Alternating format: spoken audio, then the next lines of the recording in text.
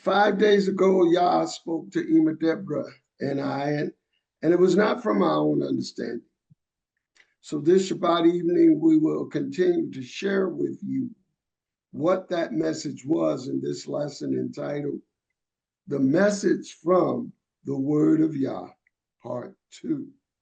The Message from the Word of Yah, Part 2.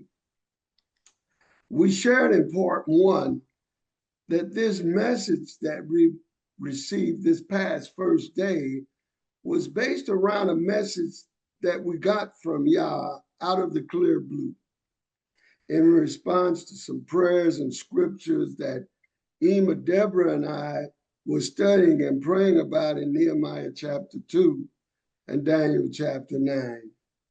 We realized from studying Daniel 9 in conjunction with Nehemiah 2 that there is a prophetic timeline which Yah has for removing the 7 national group of curses that are currently upon Israelites as a nation, as described in Deuteronomy chapter 28, verses 15 through 68, of which these curses are as a result of our disobedience to Yah's laws and commandments. These 7 groups of curses, such as, number 1, curses on conditions in our neighborhoods, as stated in Deuteronomy chapter 38, verses 15 through 16.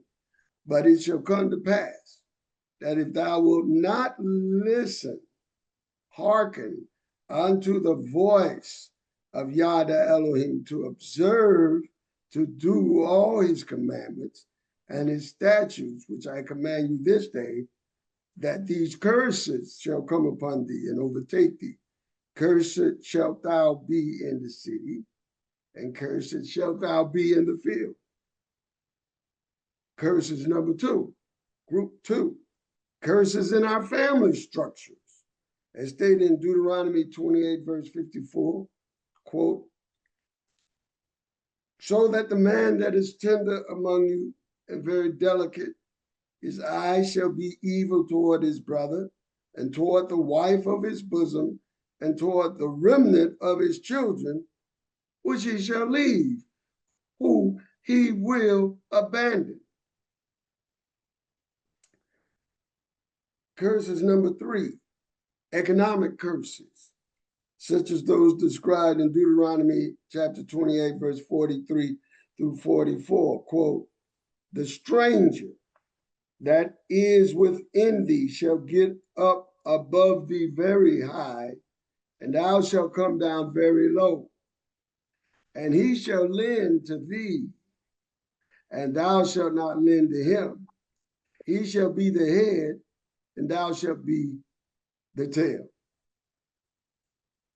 Curses group number 4, health curses, such as described in Deuteronomy 28, verse 58 through 61, quote, and if thou wilt not observe to do all the words of this law that are written in this book, that thou mayest fear this glorious and fearful name, Yah, thy Elohim, then Yah will make thy plagues wonderful, and the plagues of thy seed, even great plagues, and of long continuance, and sore sickness, and of long continuance.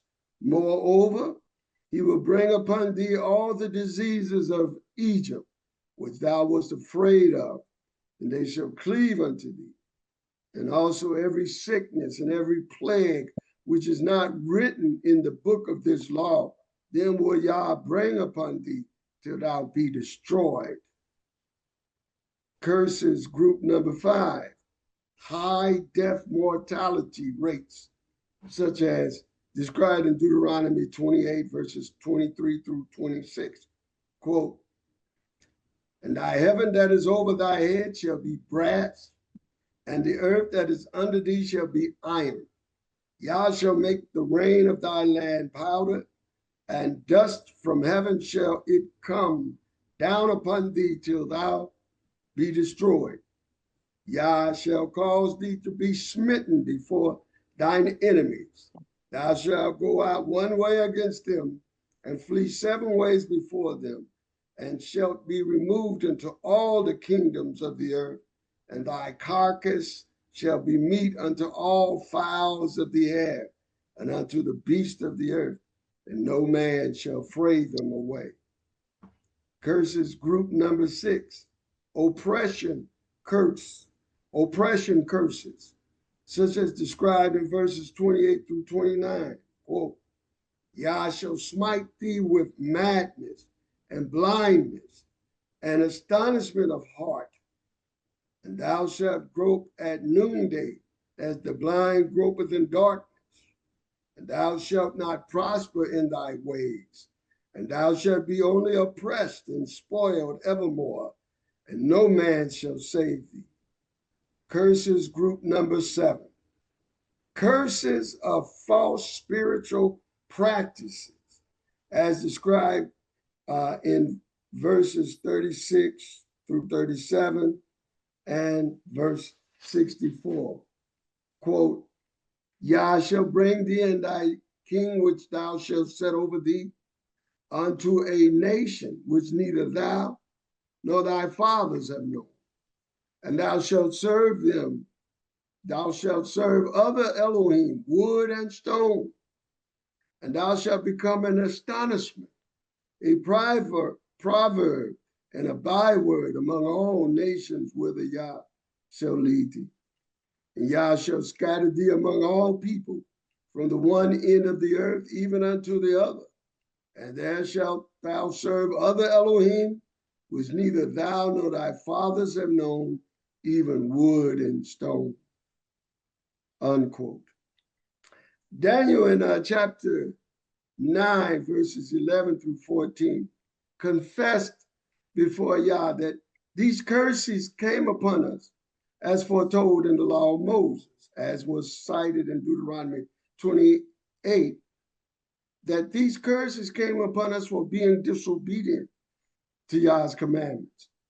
As Daniel states in chapter 9, verse 11 through 14, quote, Yea, all Israel have transgressed thy law, even by departing, that they might not obey thy voice. Therefore the curse is poured upon us, and the oath that is written in the law of Moses, the servant of Elohim, because we have sinned against him. And he hath confirmed his words, which he spake against us, and against our judges that judged us, by bringing upon us a great evil. For under the whole heaven have not been done as have been done upon Jerusalem.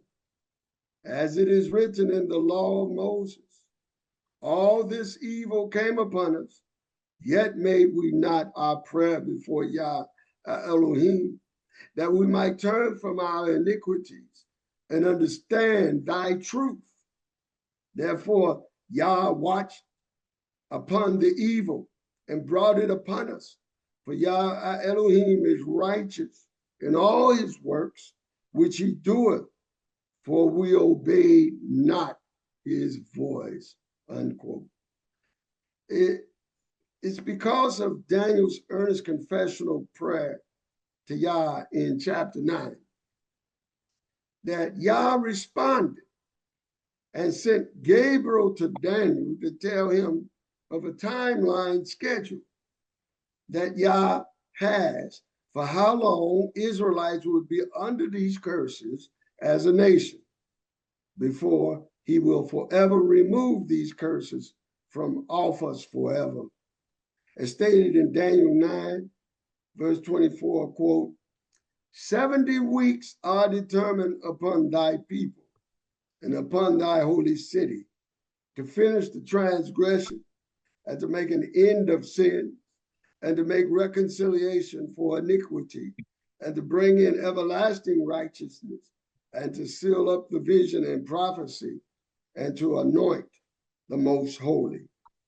As described in part 1 of this lesson, the 70 weeks here are each comprised of sabbatical years, which comprise a 7-year period They culminate with the seventh year being a year of release, in Hebrew, a year of smikta, a year of release or forgiveness of old debts, as described in Deuteronomy chapter 15, verses 1 through 2.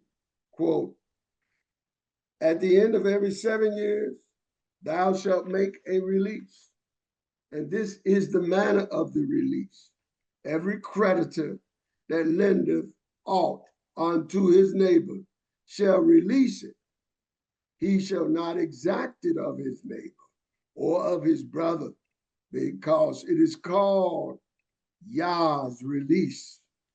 So the 70 weeks are weeks that are comprised of 7 years. And each seventh year of this 7-year period is called the year of YAH's release, referring to release of our indebtedness for violating his commandments. So basically, YAH is telling us that there is a period of 70 release years that will happen. Afterwards, he will remove all the national curses off of us, as was described in the law of Moses. Also in verse 25, YAH says that the count of the progression of the 70 weeks would start when a decree to rebuild the walls and city of Jerusalem would be issued. In Daniel's time, when he received this vision around 536 BC, the city of Jerusalem was in total ruins, having been destroyed in 586 BC by the Babylonians.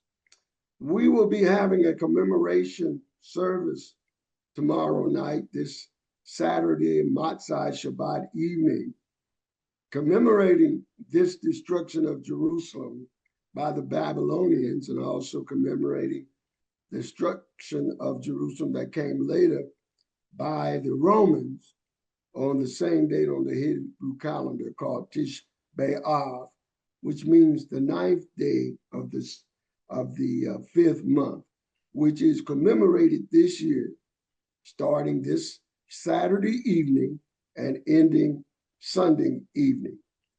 In this service, tomorrow night, there will be a complete recitation of all 5 chapters of the book that's read on Tish B'Av, which is the book of Lamentations.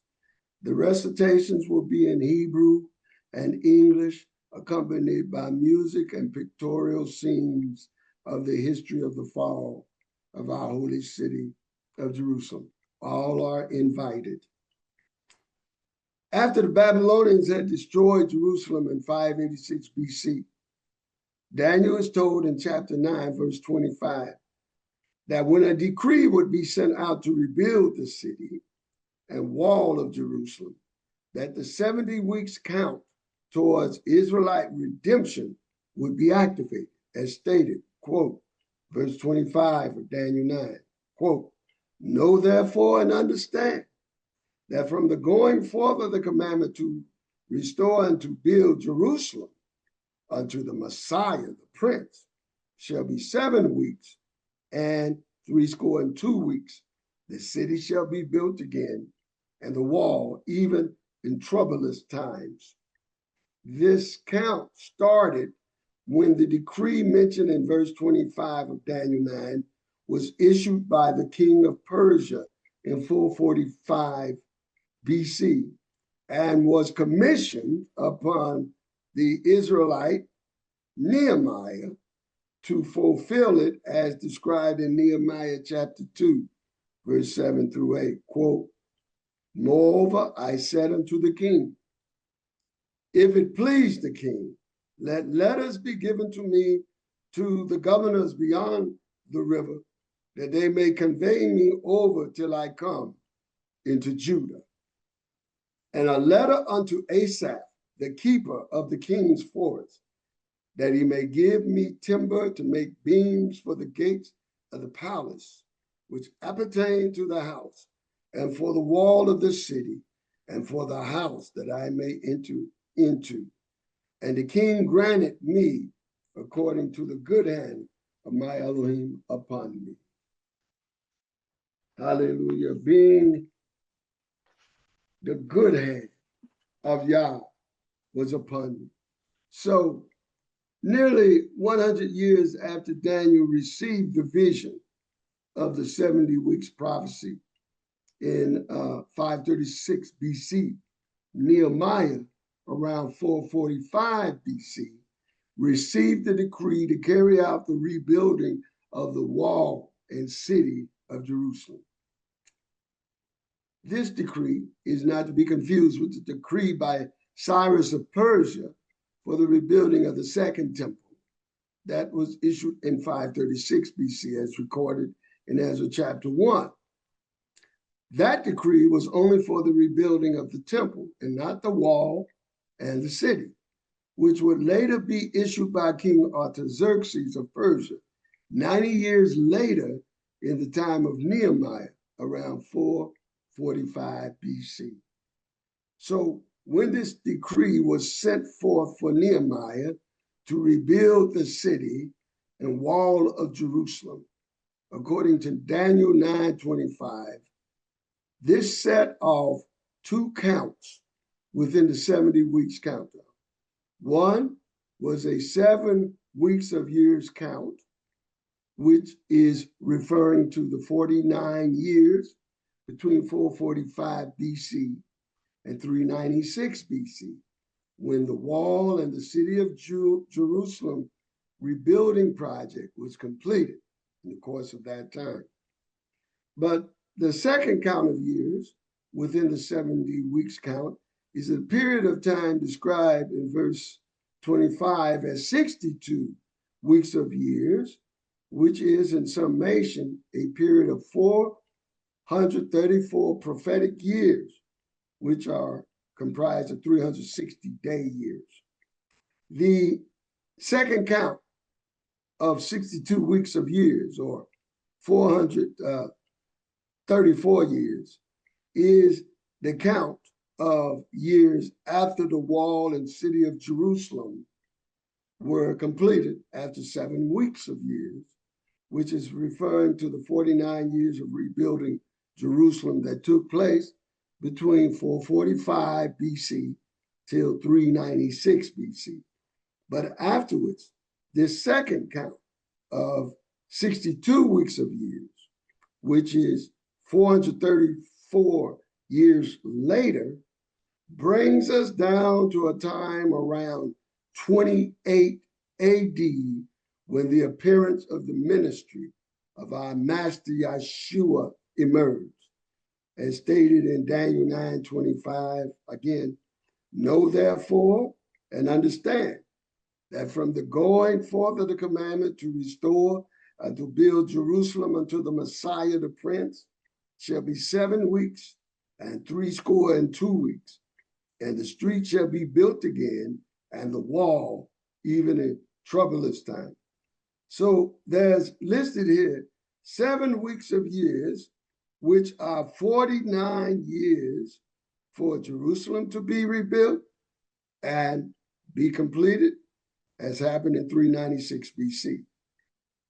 But after that, there is a 62 weeks of years, which are 434 years, leading up to the appearance of the ministry of Messiah Yeshua in Israel around 28 AD.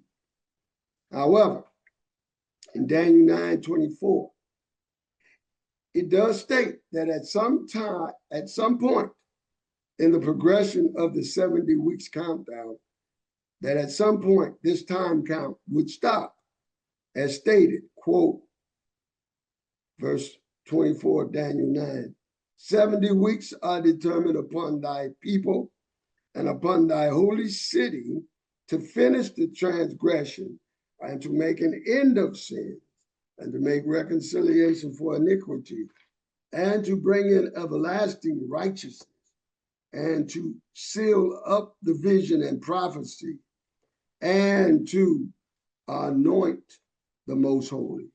Notice in this phrase in verse 4:24 of Daniel 9, the phrase, and to seal up the vision and prophecy. The word seal in Hebrew is katam, Strong's number 2856, which means, among other things, to stop something. So in reading the phrase in Daniel 9:24, which says, and to seal up the vision and prophecy, from the Hebrew of this phrase, it literally would be translated as, quote, and to stop the vision and prophecy.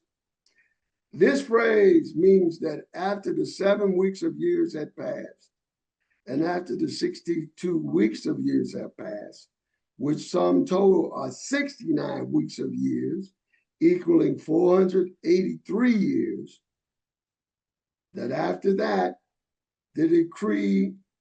after the decree to rebuild Jerusalem, as described in Nehemiah 2, which is a period from the first week of years to the 69th week of years, comprising 483 years.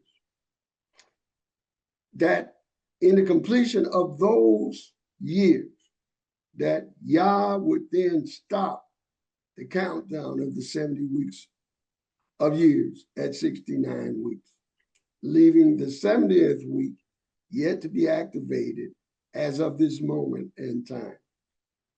The reason YAH stopped the countdown towards Israel's national redemption from the curses of the law is cited in verse 26 of Daniel 9:26, which states, quote, and after 62 weeks shall Messiah be cut off, but not for himself.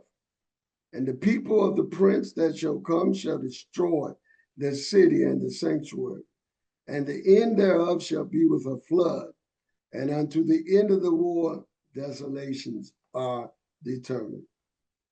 Now, the reason why the count ended in the 62nd week of years following the completion of the 7 weeks of years, sum total 69 weeks of years. The reason why the count stopped after 69 weeks of years was because Israel had, for the most part, rejected the ministry of Messiah Yahshua during the 69th week of years. So that when this happened in the 69th week, the YAH took Israel out of the count and stopped the prophetic events of Israel's redemption, and thereby stopped the countdown at 69 weeks of years. After YAH stopped the progression of this 70 weeks time count toward our national redemption at 62 weeks, it was following this stoppage that Israel had the Messiah killed, as stated in verse 26 of Daniel 9, quote, and after 62 weeks shall Messiah be cut off, but not for himself. The 62 weeks here is referring to the 62 weeks of years following the 7 weeks of years period when Jerusalem was rebuilt in 396 BC. Sum total combined for these 69 weeks of years, when they expired, there was no further counting of the years of the prophecy because YAH had stopped it, because Israel had rejected Messiah during the last week, the 69th week. And after the 69th week ended, YAH stopped the count. And during that time, after he stopped the count, Israel put Messiah to death. Since the count had already stopped at 62 weeks before Messiah was killed, Israel was now out of step and out of time with YAH, and therefore would suffer horrible circumstances and consequences upon us, as it is to this day, as foretold in the law of Moses. So then, as was also foretold in verse 26 of Daniel, Yah unleashed a foreign army led by a prince who would destroy Jerusalem, as stated.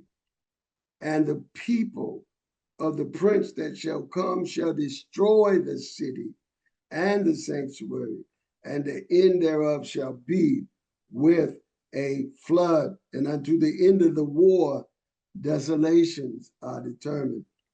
This prophecy was fulfilled in 70 AD when the Roman prince Titus, the son of Emperor Vespasian, invaded Jerusalem and destroyed it and the temple, and exiled us and destroyed our nation as it is to this day. Tomorrow evening is the date and anniversary of this destruction by the Romans in 70 AD on Tish B'Av, which we will commemorate tomorrow night. This past Sunday, as Emma, Deborah, and I were studying these matters, Yah gave us a special word as to when will the 70th week be activated, and the countdown of our national redemption is resumed. The Father did not give us dates as to when this would happen, but he gave us events to look at that will take place when this happens. He revealed to us events in Joel 2, quote, verses 23 through 32, and also Joel chapter 3, verse 1, taken together. These are the events he showed us that will take place leading up to the 70th week. Be glad then, ye children of Zion, and rejoice in Yah your Elohim, for he hath given you the former rain moderately, and he will cause to come down for you the rain, the former rain and the latter rain in the first month. And the floors shall be full of wheat, and the fats shall overflow with wine and oil. And I will restore to you the years that the locust had eaten, the cankerworm and the caterpillar, and the palmer worm, my great army which I sent among you. And you shall eat in plenty and be satisfied, and praise the name of Yah your Elohim, that have dealt wondrously with you, and my people shall never be ashamed. And you shall know that I am in the midst of Israel, and that I am Yah your Elohim, and none else, and my people shall never be ashamed. And it shall come to pass afterward that I will pour out my spirit upon all flesh, and your sons and your daughters shall prophesy. Your old men shall dream dreams, your young men shall see visions, and also upon the servants and upon the handmaids in those days will I pour out my spirit, and I will show wonders in the heavens and in the earth, blood and fire and pillars of smoke. The sun shall be turned into darkness and the moon into blood before the great and terrible day of Yah come. And it shall come to pass that whosoever shall call on the name of Yah shall be delivered. For in Mount Zion and in Jerusalem shall be deliverance, as Yah hath said, and in the remnant whom Yah shall call. For behold, in those days and in that time, when I shall bring again the captivity of Judah and Jerusalem. So this is a brief summation of the events in these verses that will take place at the time of the commencement of the 70th and final week of years, when Yah takes the curses off of us as a nation. Verse 23 of Joel 2 speaks of a great prophet who will return to teach us. He will be sent by Yeshua, and we will know him by his teachings in the pure doctrine of Yeshua. If you read verse 23 in Hebrew, the Hebrew interlinear, which is online, the Hebrew of this verse calls him Moreh Sadaka, or teacher of righteousness. But the English calls him former reigns. His ministry will activate a remnant of Israelites back into the covenant to rebirth as a nation again. His ministry will activate the 70th week count. As stated in Daniel 9:27, this teacher will be a prophet under the authority of Yahshua and will through this, Yahshua will confirm the covenant for 1 week, which is the final week towards our redemption. Satan has already deceived the Gentiles to teach that this covenant maker in verse 27 of Daniel chapter 9 is the Antichrist. And they claim that the covenant he makes is a peace treaty with the Zionist state of Israel. That's how they teach Daniel 9:27 in most Bible prophecy Gentile teachers. They take this verse from verse 27, which states, and he shall confirm the covenant with many for 1 week, and in the midst of the week he shall cause the sacrifice and the oblation to cease, and for the overspreading of abominations he shall make it desolate, even unto the consummation, and that determined shall be poured upon the desolate. So these Gentile teachers have continuously claimed that the covenant maker here is the Antichrist, who makes a peace treaty with the Zionist state of Israel. And of course, this is not the context of that verse, because we have further record of an even older text than the one that is translated in the King James Version, which states this. This is in the older Septuagint Israelite text of Daniel 9:27, that is over 1,000 years older than the Masoretic text of Daniel used in the King James Version.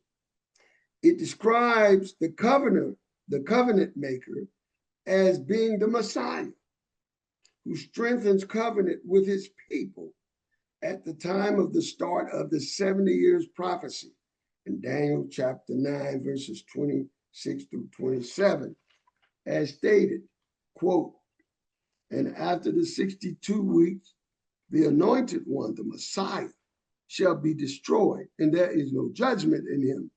And he shall destroy the city and the sanctuary with the prince that is coming. They shall be cut off with a flood until the end of the war, which is rapidly completed. He shall appoint the city to desolations, and 1 week shall establish the covenant with many. And in the midst of the week, my sacrifice and drink offering shall be taken away. And on the temple shall be the abomination of desolations. And at the end of time, an end shall be put to the desolation. In verse 26, as Messiah had warned Israelites in his time, that he would pronounce Jerusalem to desolation, as stated in Matthew chapter 23, verse 34 through 39.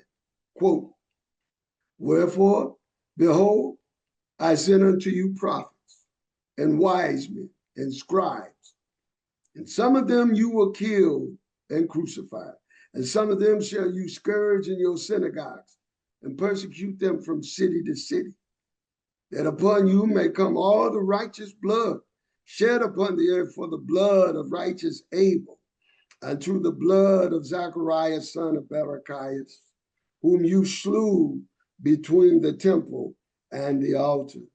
Verily I say unto you, all these things shall come upon this generation. O Jerusalem, Jerusalem, thou that killest the prophets and stonest them which are sent unto thee, how often would I have gathered thy children together, even as a hen gathereth her chickens under her wings, and you would not. Behold, your house is left unto you desolate. For I say unto you, you shall not see me henceforth, till you shall say, Baruch haba Hashem Yahweh. Blessed is he that cometh in the name of Yahweh. So it says in Septuagint 9, verse 26 of Daniel, that the Messiah will be the one who will initiate judgment on Jerusalem. and that he will use the Romans to do it. Also, Yeshua says in Matthew 23 through 34 through 39 that Jerusalem would be desolated because they shed the innocent blood of the prophets and the blood of his messengers. And this was fulfilled on Tish B'Av in 70 AD that we will commemorate tomorrow night. But in Septuagint Daniel, the Septuagint version of Daniel 9:27, it states in reference to the Messiah, Yeshua, it states, quote, "And 1 week shall establish a covenant with many." And in the King James Version, it says in Daniel 9:27, "And he shall confirm the covenant with many for 1 week." This week, mentioned in Daniel 9:27, is the final 7-year period leading up to our national redemption from being under the curses of the law as a nation. This will be the time when YAH reactivates the 70 weeks countdown. The teacher of righteousness, or in Hebrew, Moreh Sadaka, in the Hebrew of Joel 2:23. He's also called in Malachi chapter 3, verse 1, the messenger of the covenant, because he is under the authority of our master Yeshua, who is called the Adon, or master, in this verse, as stated, quote, "Behold, I send my messenger, and he shall prepare the way before me.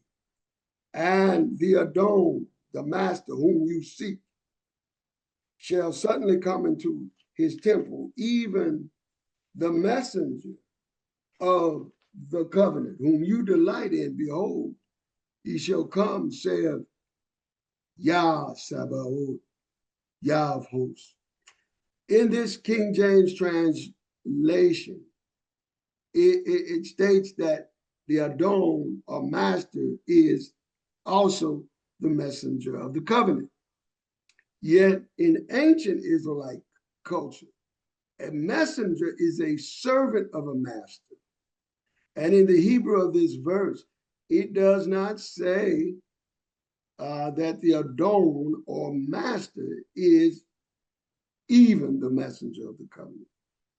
But this is translated better in Hebrew grammatically as being "and the messenger of the covenant," rather than "even the messenger of the covenant."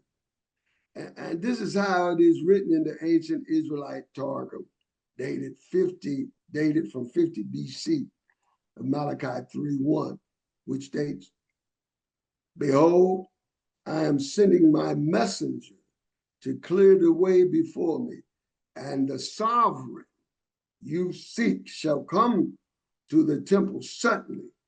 As for the messenger of the covenant that you desire, he is already coming."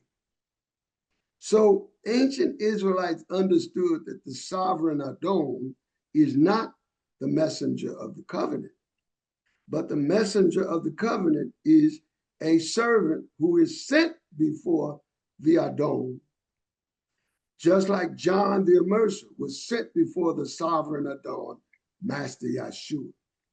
In the ancient Israelite Targum text dated 50 BC of Joel 2:23, it states, quote, "O children of Zion, be glad and rejoice in the Memra," he who is the word of Yah, which is referring to Yeshua.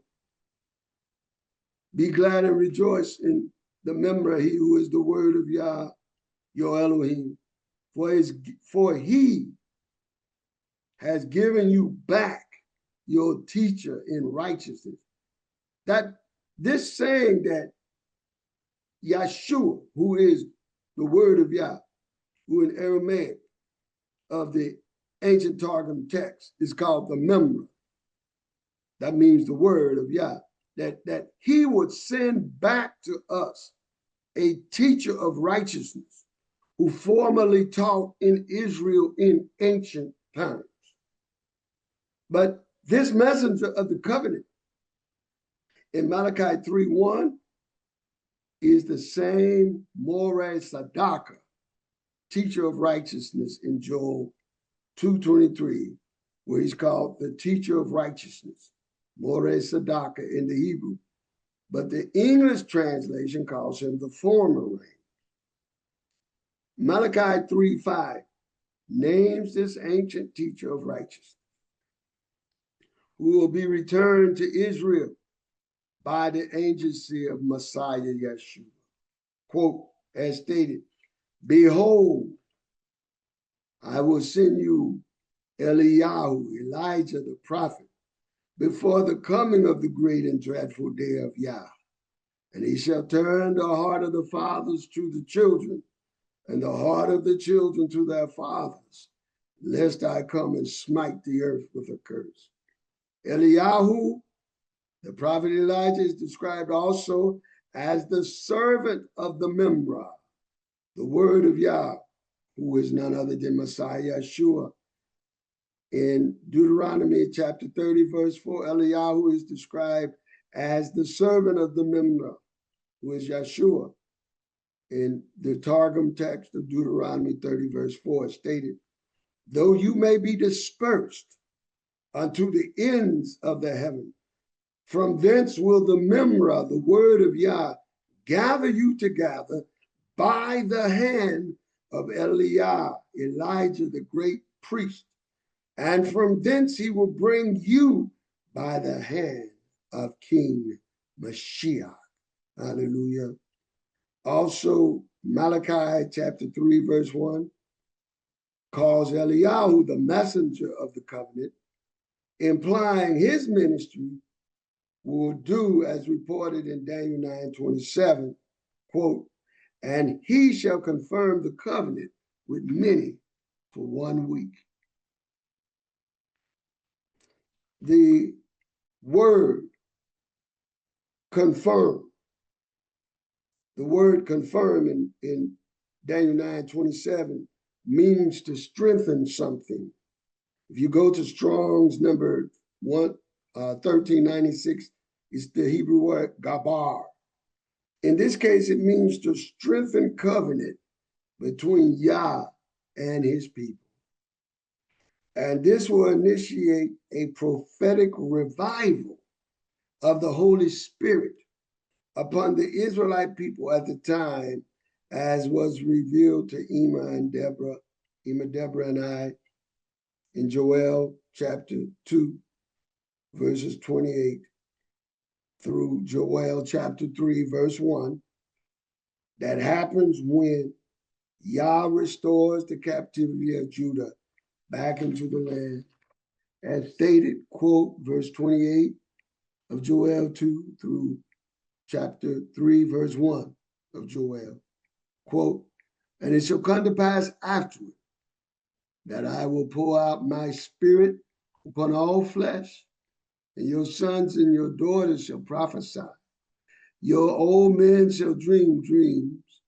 Your young men shall see visions.